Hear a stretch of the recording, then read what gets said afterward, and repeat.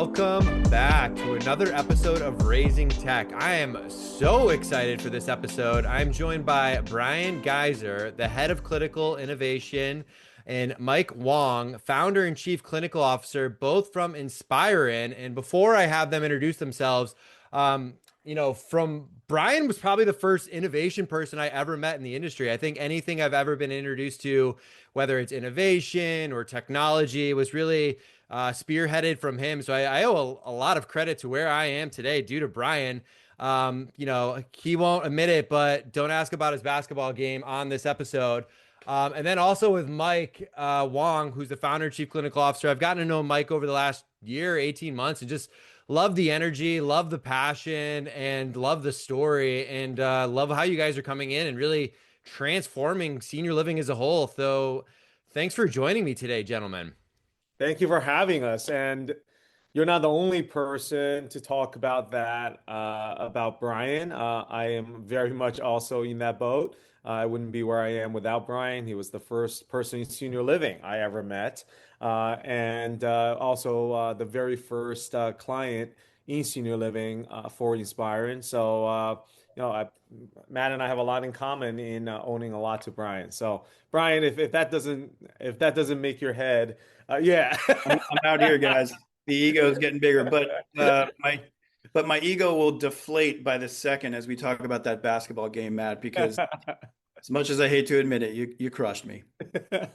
Hey, we all have moments in our life when we peak, Brian, and I peaked there. So, it's been downhill ever since. But no, I'm really excited to jump into it. And I, want to give you both the opportunity. I think, Brian, we start first with you. Like, what is your story and how did you end up where you are today? Boy, yeah. So the short version is I'm a nurse practitioner by training. I've been in healthcare for 3 decades plus, and I have moved throughout the healthcare system all over the place from hospital, emergency department, outpatient, inpatient, and a big chunk of my career has been in home-based and community-based care. Um, my first job actually as a nurse was in home care. And then when I became a nurse practitioner, I started a group psychiatry practice and ended up servicing senior living communities. That was my first foray into senior living. And I have been in senior living in one way or another ever since. And, was recently at Maplewood and did about 8 years there in clinical ops and innovation. And along that path, I met Mike and was really, really impressed by him, his background, and the company that he started and the product he invented, which I'm sure he can talk about. But the big thing was the impact that his technology was making in the hospital space early on in Inspiren's early days, and I saw that the impact it could make in senior living, and started to talk about how Mike might want to make a pivot into senior living with the product. So that was the early connection to Mike, and we've maintained a relationship ever since. And then ultimately, I decided it was time, with AI kind of like taking over the world and seeing what could be and seeing the potential impact across senior living with technologies like what Mike had developed.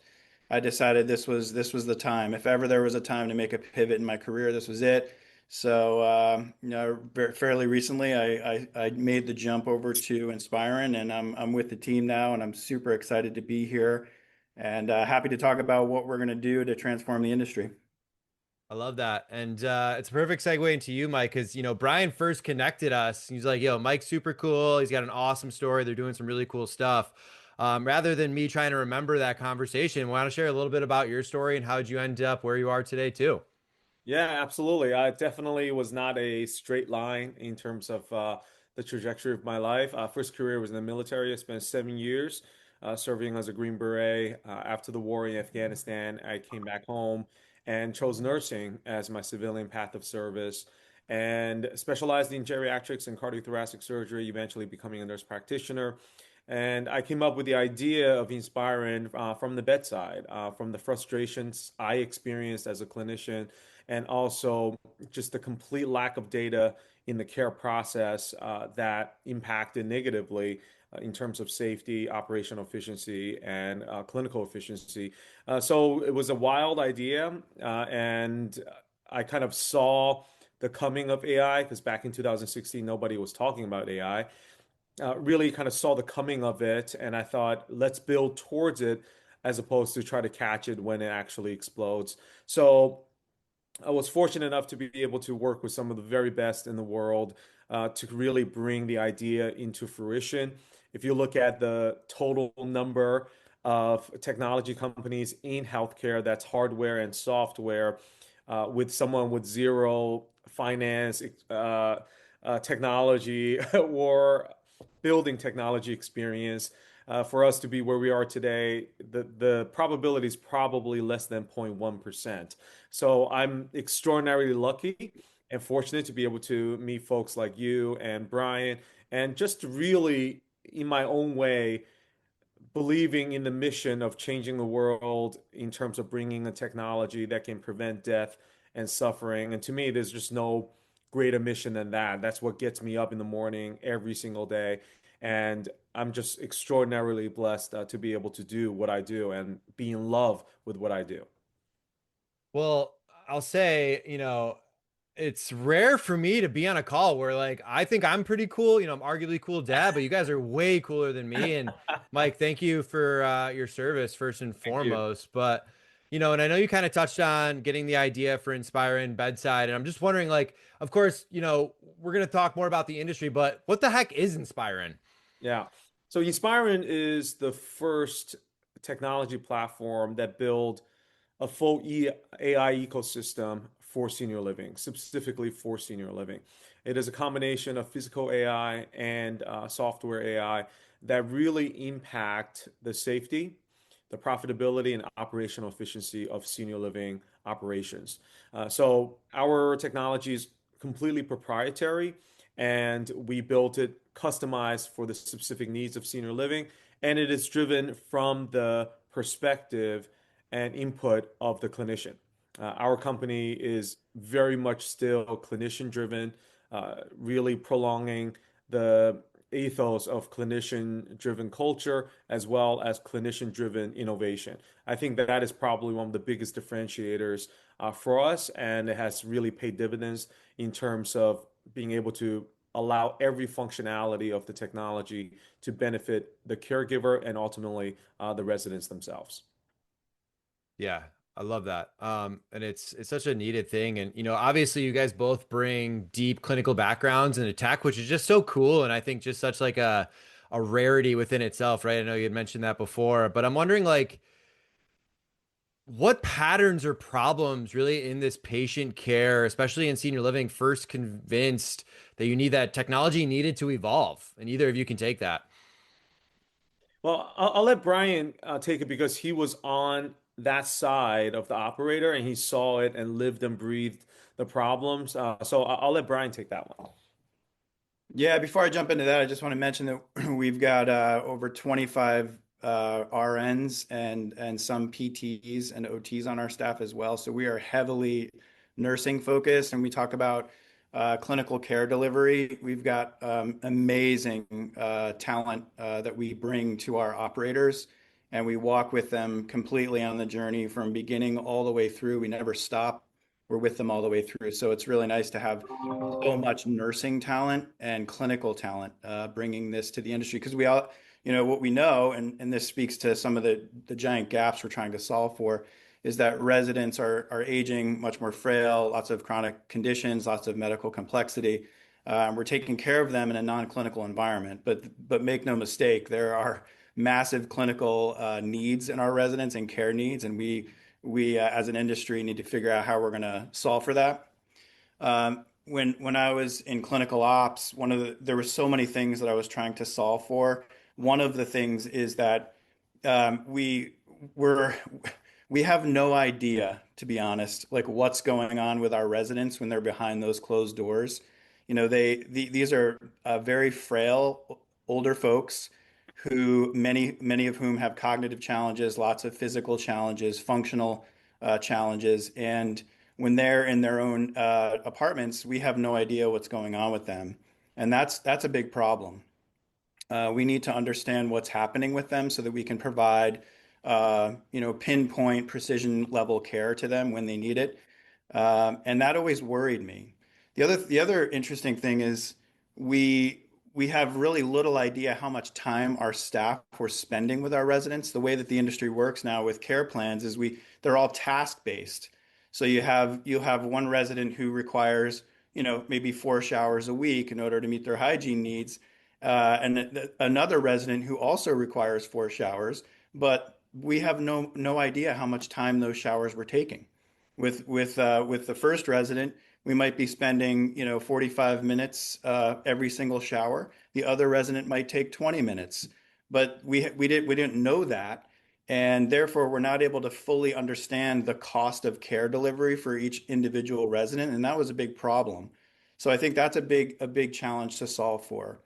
Our point systems and our care leveling systems are very arbitrary, and they don't really make sense. So I was always trying to figure out how can we add the time component into this so we really understand the frequency of visits to the apartment, the duration of those visits. How complex is it when we go into those apartments? Are we having to put two or three staff members in an apartment to take care of a resident and get their care needs met? When you do that, you double or triple the cost of care for that resident, but it's nowhere is it reflected in the cost that we're charging them.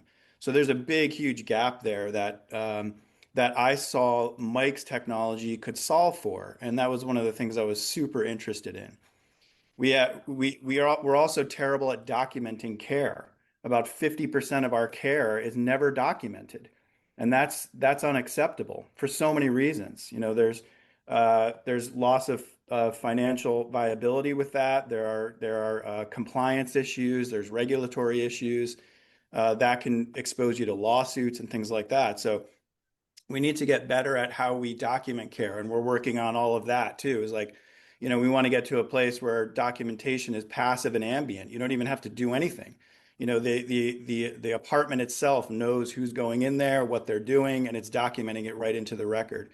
So there were so many gaps we have in senior living and so many things that we have to solve for.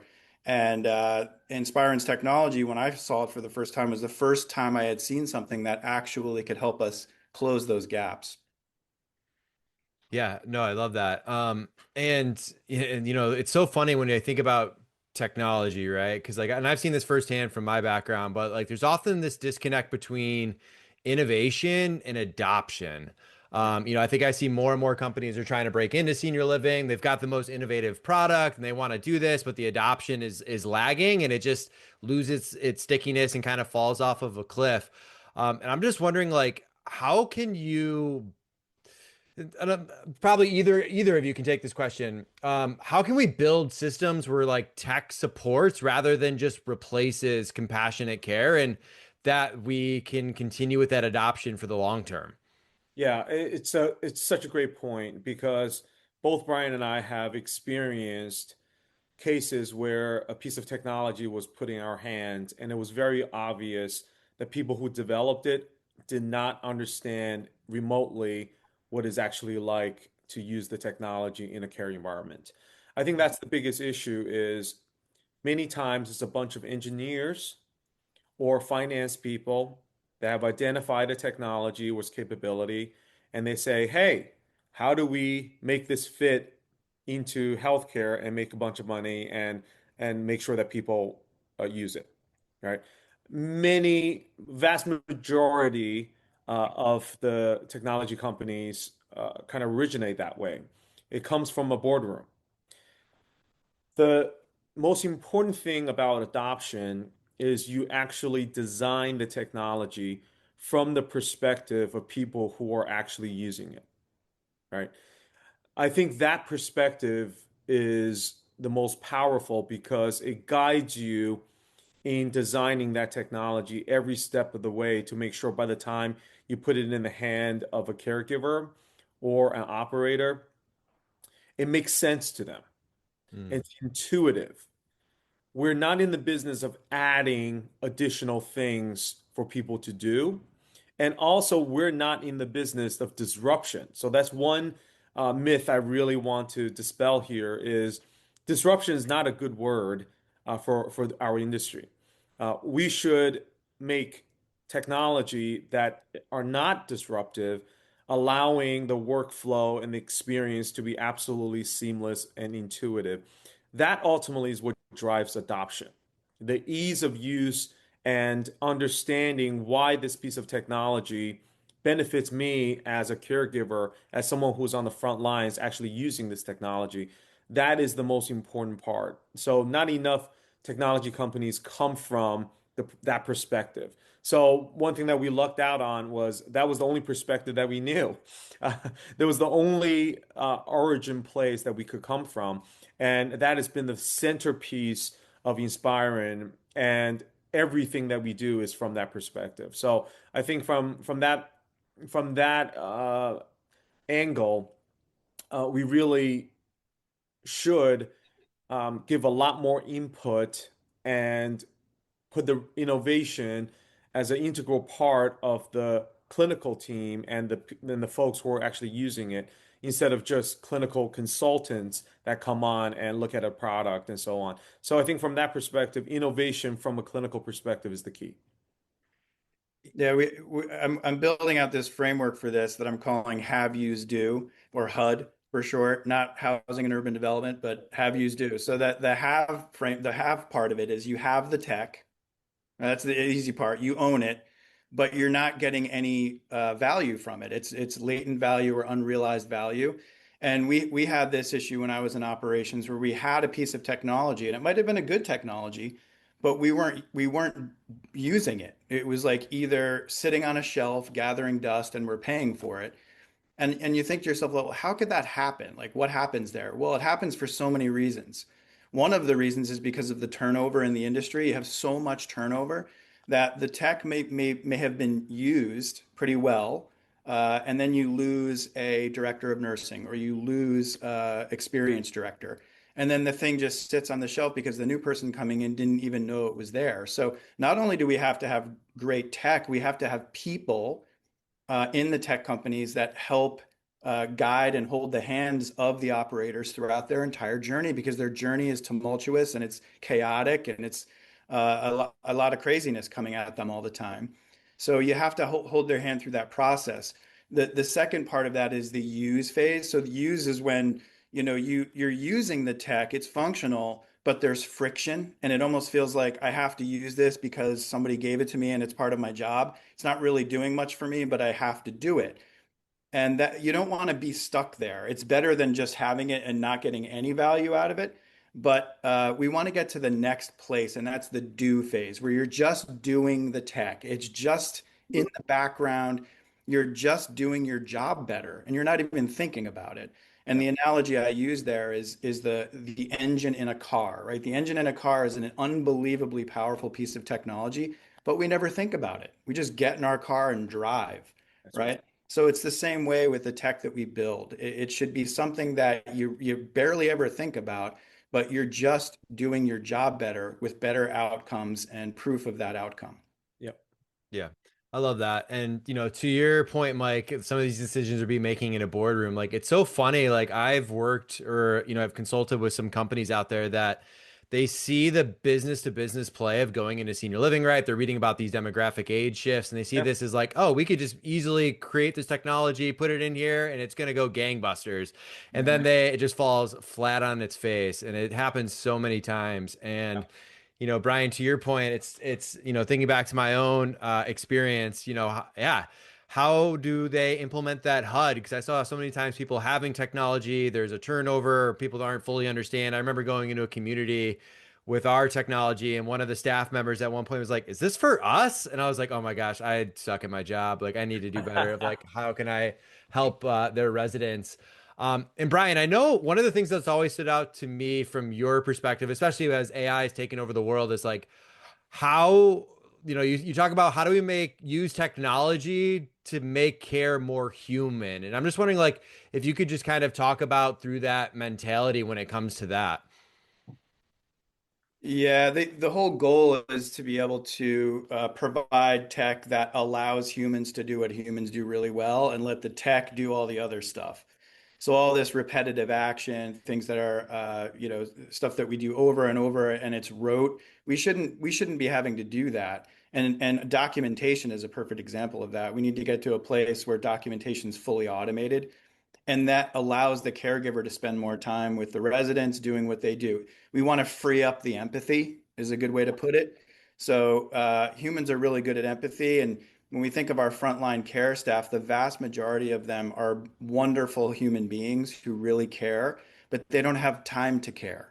Yep. We need to give them that time. And the technology is a good way to do that if you do it right.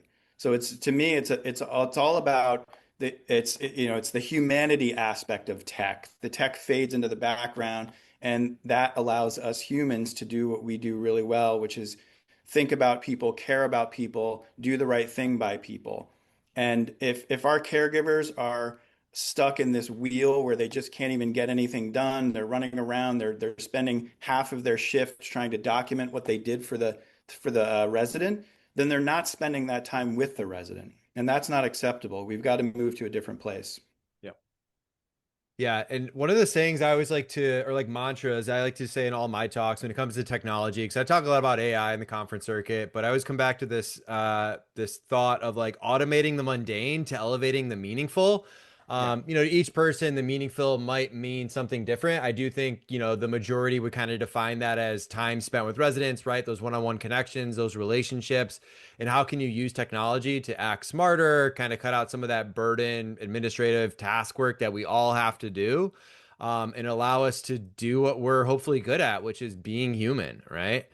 I Um, could I could give a specific example of how our tech does some of this. And so when our caregivers get in the morning and they grab their iPhone, the last thing you want to do is have them grab their iPhone and have to log into like, five different apps to do their job. So you want to get to the place where they're using one app and they're using it throughout their day. But with the tech that we've built, like our caregiver can come in, they can assign themselves to their residents and then they can view the residents in their environment. They could see at 7 in the morning, five of my seven residents on my assignment are asleep. Two of them are up and about. Now I can prioritize my workflow. I can say, I'm going to go to those two residents. I'm going to let my other five residents sleep Yeah. because you don't want to be popping in on a resident and interrupting them if they're sound asleep. Sleep is critical for health and well-being. And so that little simple insight that they have because of the technology it gives them power in their hands to be able to say, I'm going to go take care of those two because they're up and about, and I'm going to let the other guys sleep. And that right there is humanity. I don't know about you, but I love sleeping in the morning and I don't want to be interrupted, right? So who wants that, especially in your own private environment? So this little thing that we do every day is super powerful. Yeah. Yeah. Well, I don't feel like we can't talk about sleep as I have a 6 week old right now. It's the time of filming this. So this is why I like Zoom with the filter, so you can't necessarily see the huge bags under my eyes, Brian. Hey, Um, Matt, I want to ask you about that. You have a 6 week old, right? Do you have any monitoring going on with that 6 week old? yeah, of course. We've got a Nanit set up that we paid for the premium thing, so we know when he wakes up and we get sleep insights and he's still sleeping in the same room with us. But yes, we invest heavily in that. And that's a great comparison. I love that thought process with that. Yeah. Well, all I have to say is, why would we not be doing that with our most vulnerable older adults? Okay, come on. Like, Yeah. like we need to know if they have a pulse. We need to know if they're breathing. We need to know if they're safe. We need to know if they're okay. Same thing. And I'm not trying to compare, older adults to babies. Like, give me a break. This is we need to be thinking more strategically and smarter about this stuff. Of course, I want to know if my mom is okay, right? She's in a senior living community. The number one reason I want her there is because I want to make sure she's okay, right? So why don't we use technology to do that? Makes sense. As long as Yeah. it's not, infringing on their privacy, of Yeah. course. Of course. And yeah, I think back to just being smarter, like not so much with our 6 week old, but our first child, we had the band around her that tracked her breathing and heart rate. We'll get that when he sleeps in his own room. But I remember one time it went off because it said to stop breathing and we all ran into the room, right? She was fine, but just to kind of give us that insight and we can, act appropriately. Mhm. Um, And a question probably for Mike, because from an innovation standpoint, like, I feel like innovation requires a risk of, or a tolerance, a risk tolerance. But like, how do you test and validate ideas quickly in high stake environments like hospitals or senior living communities? Yeah. That is such a key part because if you get that part wrong, your company is dead in the water. Innovation is is very tempting because you want to do everything and you want to cater to everyone and you want to make that impact in the world. But how we do that is we have a very systematic validation process. We have to very systematically evaluate the need and use case of that particular functionality. It has to come from the real world. It Yeah. cannot come from an engineering team that says, hey, it would be really cool if we built this. That can never be the case. It has to be a real need from the market that's articulated across the entire spectrum, meaning it can't just be one client, it can't just be one person thinking it's a good idea. It has to be validated across the board. And one great example of that is the need for a fully integrated emergency call system that has fall prevention technology, has care tracking technology. One example of that is the market needing a consolidation of technology under one singular platform. One example I use is before the iPhone, we used to carry around camcorders, MP3 players, CD, the big bundles of CD that we we used to carry with us. Um, it was a very fragmented market, right? But there was a need from the population to consolidate all of that under one singular seamless platform, and that's exactly what the message was from the market, and we delivered on that. So you have to listen to the market, you have to listen to the real world. Once again, cannot be made in an engineering room. It cannot be made in a boardroom. It has to come from the real places, and also really get down into individual conversations. It's not just about speaking with the leadership and so on, but grab a caregiver, sit next to them, and have a heart to heart and say, hey, we're thinking about this functionality. Do you find that helpful? Or do you think that's a useless piece of crap? Right? You need to be very honest, you need to be very direct, and you need to find out from the people of just exactly how they feel about it and what is the absolute need. What we are always looking for is for a caregiver or someone in the front lines and say, if you take away this functionality, I quit. That's an extreme example, of course, but that's the kind of dependency that we want to see from a technology because they view it as such a valuable part of their everyday workflow. So it has to come from the real place, and you have to really go out there to find the answers. You can't rely on some research engine to help you answer those questions. So you really got to get out there and be in the trenches and really understand the needs of it. Yeah, interestingly, in the recent Argentum technology survey they did with operators, 86% of the operators out there said that co-innovation is the path to success. And Correct. that's really interesting. So what they're saying is we don't want technology providers to come to us with a piece of technology that has not been co-innovated with us, right? We need the voice of the customer in the design and development of the product. And frankly, that's one of the reasons I'm here. One of the reasons Mike wanted me to come was to be that voice of the customer inside the company, helping our designers and our engineers, our developers build the products that operators want and need. Yeah. I may be the bane of their existence because I'm constantly saying, no, no, no, no, no, we're not doing that, right? Or that's okay, but we need to tweak it and do it this way. So Correct. that's part of my job is here. But I'm just an N of one, right? And so we still take all of this stuff out to the living laboratory in communities. We work with operators who co-innovate with us and who want to be on the cutting edge, who want to design the future. And we have many of them. Some of the operators we work with are incredible partners, and they help us every day think differently about how we're going to design the products and services that we offer. Yeah. So I would say co-innovation is the path to transformation. You can't do it without that. Yeah, and it's one of the things, and I'm so happy to hear you guys say that because one of the things I feel like at times I preach at nauseum is just like how valuable client feedback, prospect feedback, working together on like what works, what doesn't work, attacking it from not a point of being defensive, but a place of like to call like genuine curiosity, right? Because they'll working with the end user, right? Like go in there and say like, what's a piece of crap? What's not Yeah. working? What would make you like, Yeah. that's just the most valuable feedback any company can get. And I'm always surprised when companies don't embrace that and kind of avoid that at times. I've seen too many Yeah. people like try to create something behind a closed door, open up the closed door, and be like, here you go. And everyone's like, this sucks. We don't want this, right? So it's like Yeah.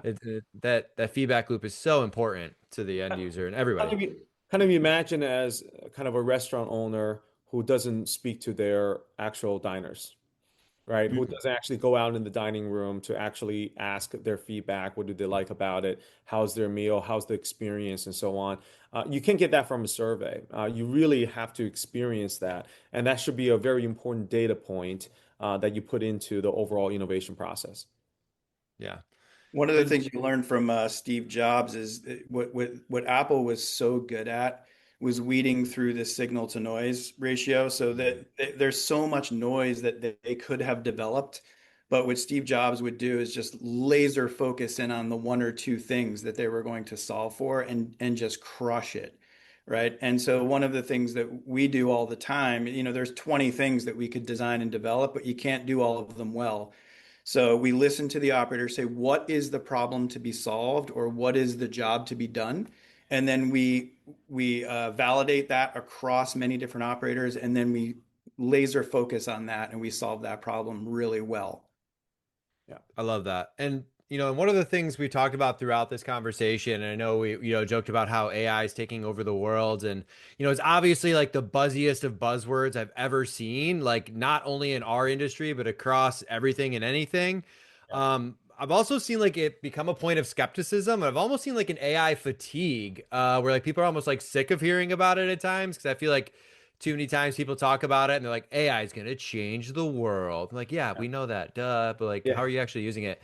But I'm wondering, like, how do you think about building trustworthy AI that doesn't overwhelm or confuse a frontline team? Yeah, I think accuracy is key, precision is key. You can not have a system that has large margins of error when you're building trust with the caregivers and so on. So I think accuracy, absolutely. So the sophistication of the technology, how you think through building of the technology is extraordinarily important. And also, it cannot interrupt their overall process. It has to be ingrained in the process without disrupting the process, if that makes sense. Allowing them to intuitively use it, right? It's almost as if they were about to do something and they just wish they had that thing, and you should be that thing, right?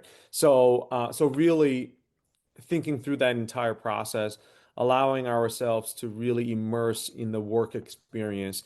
I think that is absolute key. And building trust takes time. It's not overnight. And also, no technology is perfect, right? So how do you communicate that? How do you ingrain that into the training? How do you be honest about it and say, hey, the technology doesn't work 100% of the time, right? But these are the things we're working on, and your feedback is so important to allow us to be able to do better and to build better and so on. That honesty has to be there. That vulnerability has to be there. So being transparent about it and to work closely with those who are actually using the technology and taking in their feedback is extraordinarily important. Yeah, I mean, let's face it, today AI is imperfect, but it's impactful, no question. I use it every day in my job. It gets me maybe 70 to 80% of the way there, but I have to be in there for that 30 to 20 to 30%, using my brain and then sort of co-collaborating with the AI to make the best impact and get the best outputs. The other thing I would say is that uh, tech vendors or tech solution providers have a trust problem in the industry, no question about it. And that was validated through Argentum again, the 85% of senior living operators, and this is a plug for you, Matt, 85% of senior living operators believe that they need a trusted third party to evaluate what solution they should pick. Yeah. That means we have a trust problem. It's also a signal to noise problem. Again, there's so much noise out there. And I remember one of my biggest challenges as an operator was weeding through the massive amount of options out there that I had. And it was very challenging. It was a big time suck. And it was hard for us to determine, there's 10 companies out there that say they solve this problem. Which one of them should we choose? And that can be really, really difficult. Yeah. So trusted third party is one way to think about that.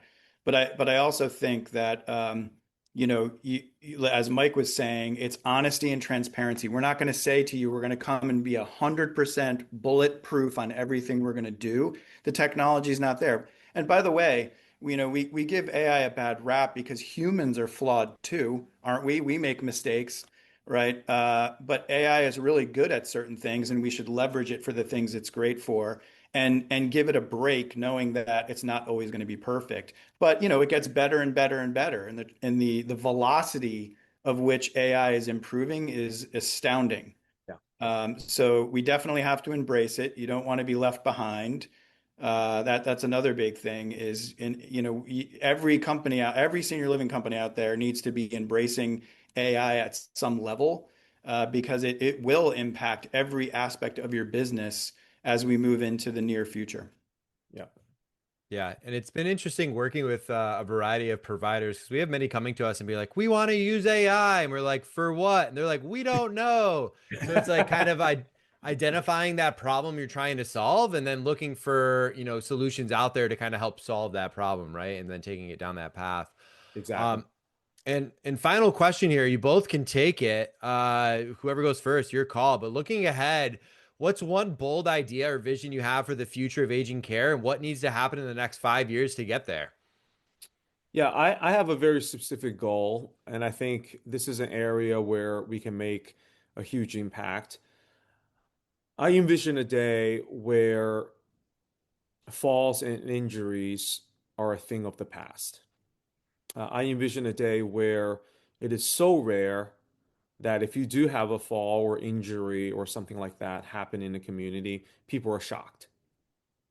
I think the technology and the sophistication of the technology, if we continue to do that, we will become so good at predicting any potential harm or falls from happening that we can actually prevent a vast majority of it. I think that's what's on the path of Inspiren is a prevention focused approach to technology, which is really hard. It is really, really hard for me to predict that, Matt, you're going to turn your head this way in the next 2 minutes or something like it's really, really difficult to do. Mhm. However, for the first time in human history, we have the capability to be able to do it. And if we treat falls like a disease, and by no means is Inspire's platform just a falls focused platform, but it is one of the main things that we do. If you look at it as a disease, to eradicate this disease that leads to so much suffering and preventable deaths, I think it is a worthy mission to accomplish in the next 5 years as the technology continues to grow and we play a much bigger part in protecting those who are the most vulnerable. In order to get there, we have to keep at it. We have to keep at it. And in a certain sense, competition is great for that.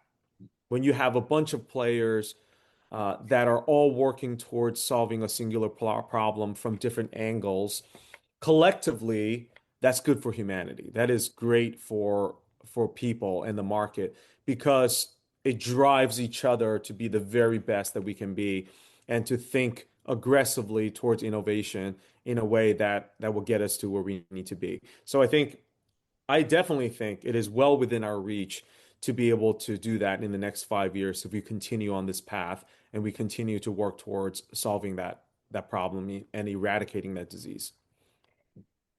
Yeah, for me, it's been the same thing for the past, 7, 8 years, which is the physical environment, the apartment, the building itself becomes an integral member of the care team. So it's through ambient sensing technology, ambient AI, physical AI, that the building itself understands what's going on with the humans in the building. Yeah. And we can surface up anticipatory intelligence, the type of stuff Mike's talking about. And we are working super hard to get to that place where just passively things are being collected and intelligence is being surfaced, insights are being surfaced, actionable things that caregivers need to know. And we're just scratching the surface, but it's going to be a really bright future. And I would call it 3 years, not even 5. Yeah. Agreed. I love it. Well, Brian and Mike, thanks so much for spending some time with me here today. It's been awesome to see your story from afar. And yeah, thank you for so much energy, passion, just commitment to drive innovation in senior living. So thank you. Thank you, Matt. Thanks for having us. See you on the basketball court, Matt. You can find us online at raisingtechpodcast.com, where you can see all of our episodes and contact us to provide feedback or submit an episode idea. We are on social media everywhere at Raising Tech Podcast. If you enjoy Raising Tech, please leave us a review and share with a friend.